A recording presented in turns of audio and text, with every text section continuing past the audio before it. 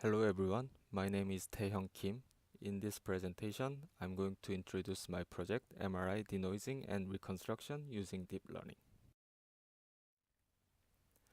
Okay, goals of my projects are: first, I wanted to investigate the use of data-driven approach or machine learning based approach in MRI denoising and especially in reconstruction because many existing famous algorithms for denoising and reconstruction are model based, so that I wanted to see the effectiveness of machine learning based approaches. And the second goal is to see the availability of autoencoders and deep learning techniques for MRI.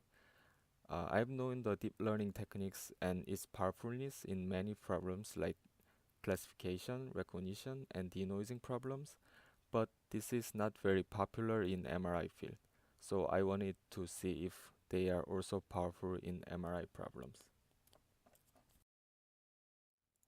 For uniqueness statement, I did this project exclusively for EE591 project, and to implement the autoencoder, I partially used codes provided by UFLDL tutorials from Stanford, and the image denoising using deep learning has been explored previously by others, but image reconstruction using deep learning is not investigated yet to the best of my knowledge. Okay, again, the reason I started this project is that most famous MRI denoising and recon algorithms are model-based, especially for reconstruction. In model-based approach, we need specific assumptions for models. For example, in denoising problem, people apply various estimation techniques based on the assumption that noise in MR image follow Rayleigh distribution or Gaussian, Rayleigh. Also in reconstruction, many famous recon methods like SENS, Grappa, Sake, Spirit, Lorax assumes certain correlation in their k-space.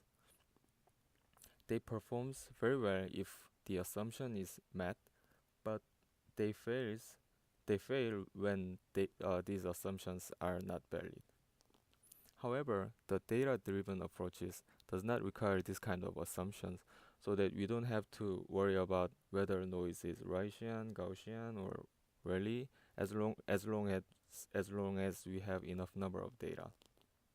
Then algorithm will automatically learn them, so that we don't have to worry about these kind of model assumptions. Okay, I will start the method section by explaining how the autoencoder works. Autoencoder is a neural network algorithm which tries to learn the data itself. And by applying the data as an input and also applying the same data as the desired output, the autoencoder learns the parameters W1, W2, B, and C to optimize the objective function. The autoencoder is widely used for the classification problem because we can use the hidden layer as the sparse representation of the data. But for denoising purpose, we use denoising autoencoder, where the number of hidden layer is much larger than the input size, so that it tries to learn the over-complete representation of the data. In denoising autoencoder, the input is noisy data where noise is arbitrarily added from the original data, and it tries to learn the original data by applying the desired data into the output layer.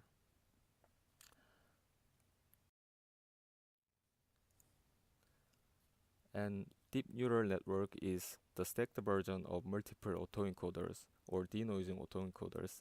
By stacking, it learns multi-level representation of the data, and this has shown better performance than single autoencoder in many problems.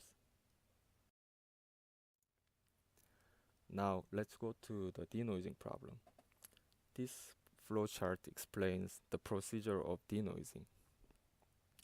The noise MR image is cropped into smaller patches, and each patches are denoised using deep neural nets. And by remapping patches into the full image, we can acquire the desired data.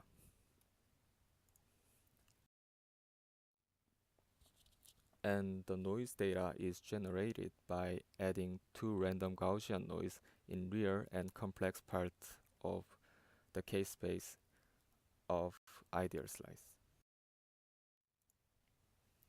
And here are denoising results. Because of the time constraint, I used single denoising autoencoder, not deep neural nets. The result is compared with KSVD reconstruction. 0.3 sigma is the standard deviation of random Gaussian noise added, and here sigma is the standard deviation of the K-space data. Because the noise level is quite high, I could not achieve the perfect denoising, and also I should say that the comparison between autoencoder and KSVD is not fair, because both denoising autoencoder and KSVD are not optimized very well because of the time constraint. But in these results, I can at least say that if we apply autoencoder to the denoising problem, we can expect similar behavior with KSVD.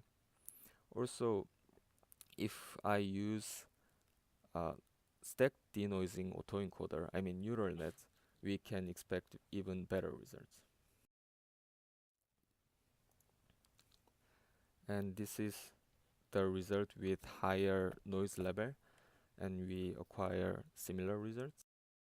Even higher noise, we acquire very similar results. And this flowchart explains how image reconstruction works from undersampled K-space data. And this is the same as the denoising process, but we do all the process in K-space in this case. And the undersampled data is generated by applying sampling mask to the K-space. And in autoencoder, it does not support complex values because the objective function is not differentiable in complex domain. So I split the complex value into two real values. And here's the result of the reconstruction. As you can see here, the result is quite bad, and it lost all the structures of the original image. And this is because I think I had a problem in normalizing the data, and also I had a problem in managing the complex value, because previously I split the complex value into two real values, and by doing so I kind of lost the phase information of the image, so that as a result I acquire some weird reconstruction.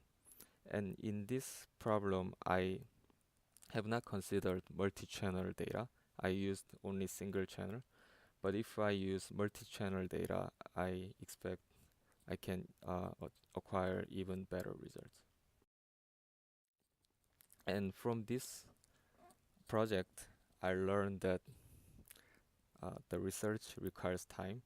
Because of the time constraint, I could not try many things I tried to do. And also I learned that research is not very expectable. First time I expected the reconstruction works well like the denoising does, but the result was totally different between denoising and reconstruction. So I learned from that I cannot expect the research very well.